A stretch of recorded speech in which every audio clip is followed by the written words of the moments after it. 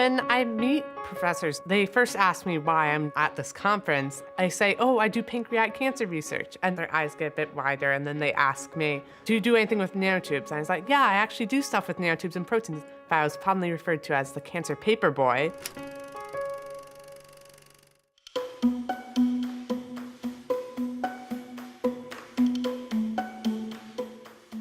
I was sure there had to be a better way. And my breakthrough came in high school biology class when I was looking at an article on single-walled carbon nanotubes, and we were learning about antibodies, a molecule that attaches specifically to a certain protein.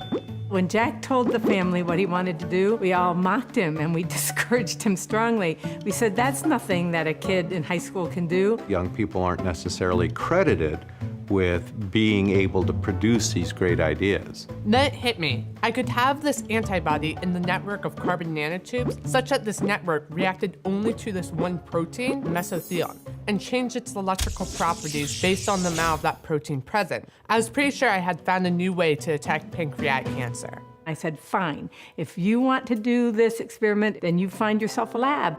So I emailed 200 professors, anyone who had anything to do with pancreatic cancer.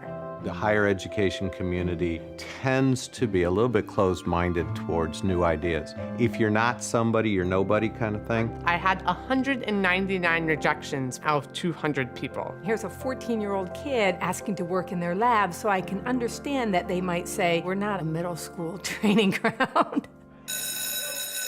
When I was in 3rd grade, I was in quadratic equations when my class was in, reading clocks. I would say Jack is quite gifted. We do a lot of equation solving that I will tell everybody, take out a calculator. Jack can do a lot of them in his head. So he probably assumed that this was a great idea and everybody would be able to see it was a great idea. It seemed like the entire world was just telling me no. However, out of all those rejections, I had one lukewarm maybe. And after 3 months, I finally nailed down an interview with him, and I got the lab space I needed. That was a huge step, but then it was a long process of trial and error. And so there was a lot of tears, and it took probably longer than it could have if you were a PhD guy, but it was just so exciting when he finally came out with a working strip. I ended up with a small test strip that's the size of a diabetes test strip. That's 168 times faster, over 26,000 times less expensive, and over 400 times more sensitive than the current gold standard. And the key here is that the patient has close to 100% chance of survival if they're diagnosed with that.